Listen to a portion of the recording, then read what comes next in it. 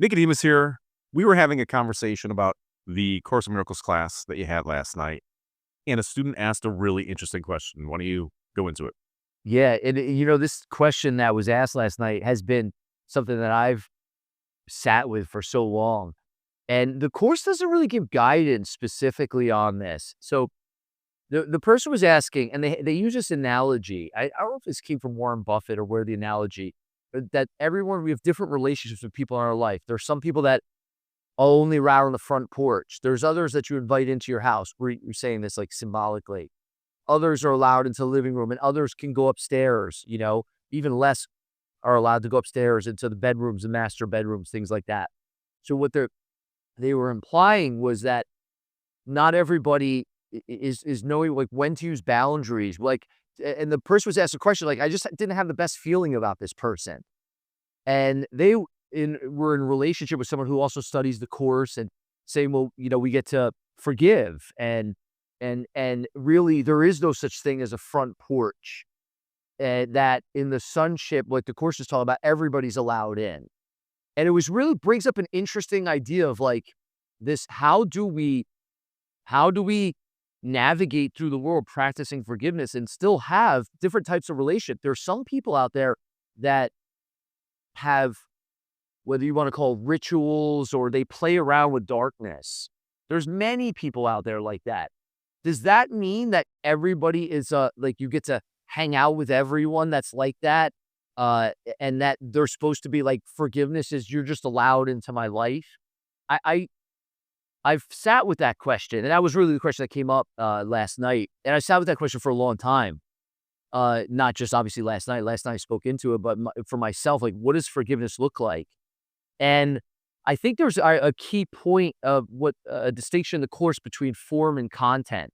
And content relates to the content of the thought system or the thoughts in our mind. So how we see the person is of the utmost importance.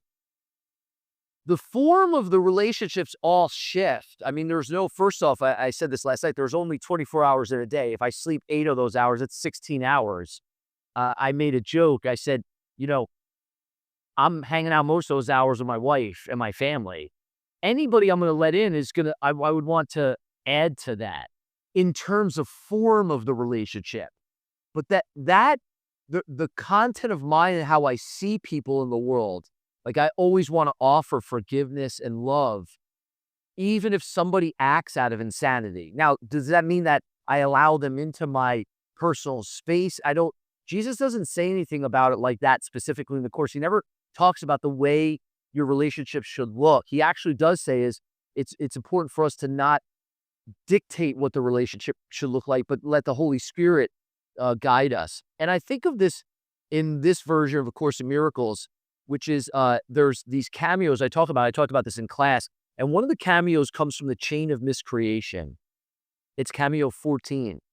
And I love these cameos because it shows Helen had more of like a personal relationship with Jesus rather than the original version of the course, which doesn't give a lot of specifics. But when you start to read these cameos, you could see that Helen was really guided very specifically by Jesus in certain situations. And they were having a really tough day, and it kept snowballing. We've all had days like that. And Jesus called it the chain of miscreation. I love what he says in here. I want to read to you these two things. I think if we keep these in mind, these three components, uh, he says that the day that Jesus is teaching Helen and Bill to have is just the opposite of the day that they had. And Jesus goes through it and breaks it down. And one of the things he says is the first component that would support us in this is policing our mind, policing our thoughts. Always looking for scraps of fear, scraps of conflict, anger, judgment, all of that.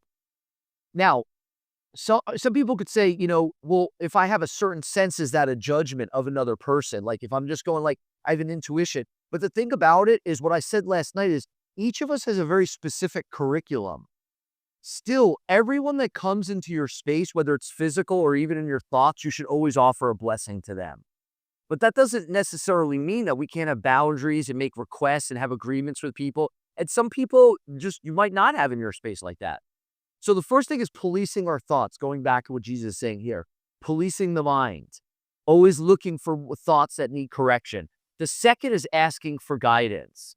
And this really comes down to the heart of it. And what I was saying to the student last night is I can never tell anyone how they should be or what they should do in their life because the goal is for us to fire ourselves as our own teacher. So if I don't perceive my own best interest, how can I tell someone else what their own best interest is? I will say this, the Holy Spirit in the second one, asking for guidance, the Holy Spirit is going to lead us very specifically. And each person has their own unique curriculum.